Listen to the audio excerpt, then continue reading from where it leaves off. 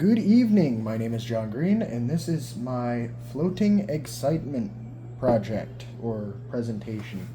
With this being said, I have already pre-measured the mass and water amount, along with mass, of my glass and water, which I am using 400 milliliters of water, and a glass with a mass of 118.2 grams. With the 400 milliliters of water, that brings the total mass from 118.2 to 155.6 grams.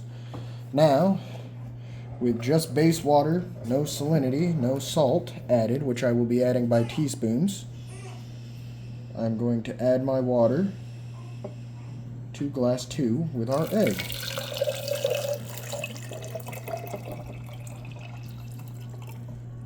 Which, as we can see, it is resting happily right on the bottom. Pause. So here we have added 1 teaspoon of salt, which equivalates to 6 grams of mass. So let's get that dissolved right here and regain the mass. One second.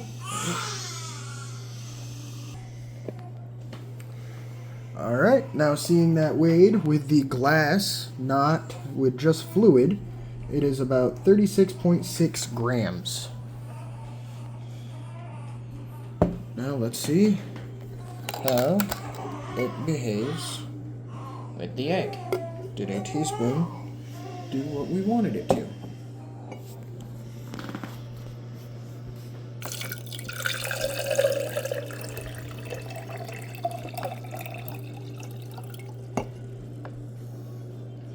And it seems that a teaspoon has not quite lifted it back up off the ground yet. So we are still on the ground, and we'll continue to add salt until we have hovering or floating. Now we are testing 2 teaspoons of salt added to our water mixture, which we saw a little more bounce than normal, and a little bit off, but not completely hovering. With 2 teaspoons of salt, we are looking at 34 or 37.4 grams with water. That's not including the cup's mass. Now we have just added our 3rd teaspoon of salt to our water solution.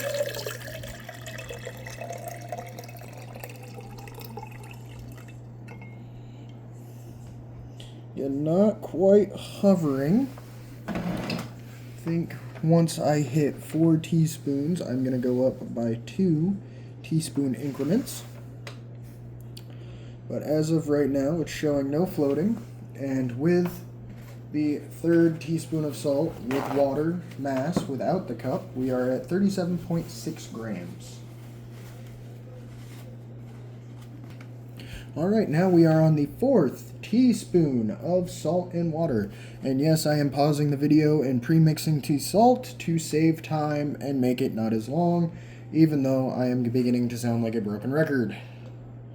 Now we are adding 4 teaspoons of salt or 4 teaspoons of salt to 400 milliliters of water.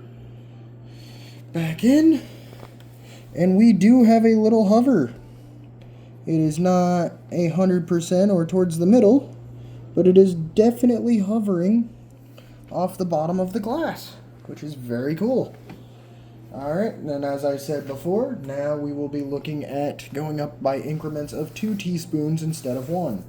I missed this part, but with the 4 teaspoons of salt, the now mass in grams of the salt and water without the cup is 38.4 grams. This is now my 6 teaspoons of salt to 400 milliliters of water, with a total mass of just salt and water equaling 39.4. So now we are going to tilt and slowly add this solution to cup 2 here with our little eggy. And I believe, of course, not quite a hover, we are at a float.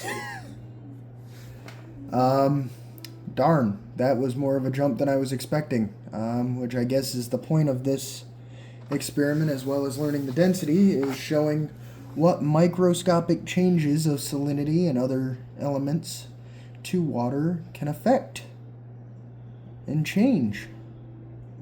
Much like the Dead Sea, high salinity makes things float in the water a lot easier due to the high density.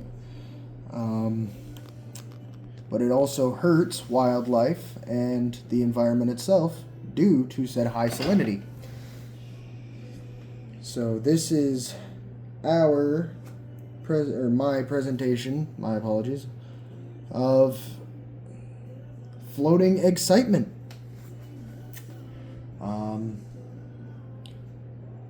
After I am concluded with this video, I will find out the final density, and we will conclude this presentation.